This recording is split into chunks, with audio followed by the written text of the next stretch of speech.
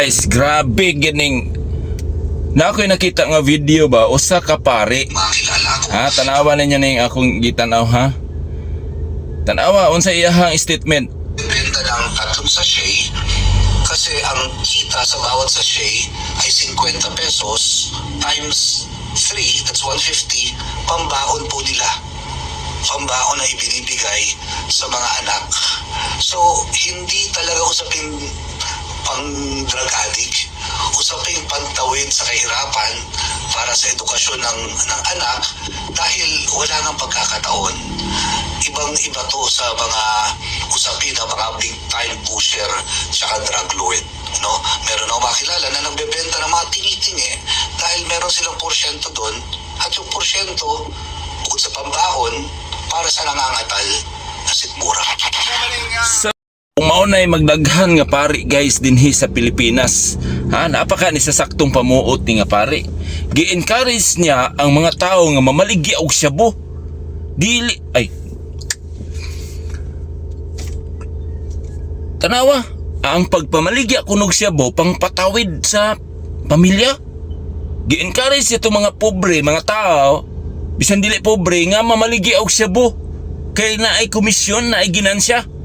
My gid, pater, unsa na may mahitabo sa atong nasod kung nga natatanan tao diri sa kalibutan kung matakda nimo og pangunahuna ng mga tao parehas nimo pang-isip diri sa Pilipinas.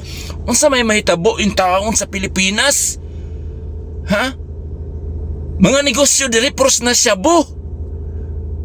Sus, pahawa mo ang inyong pundok ni nana nga kung asa nasakop ng inyong pater-pater ay. Grabe, kabuloy asa ka ang saktong pangisip ani nga tao ba? Gi-encourage niya ang mga tao nga mamaligya og shabu kay ang ilang ginansya mao to ilang ihatag sa anak para pampliti, pangpatawid gutom, unsa pa? Oh my goodness! Pater, naapa ba ka sa saktong pangunaw na pater? Mao di ay ha?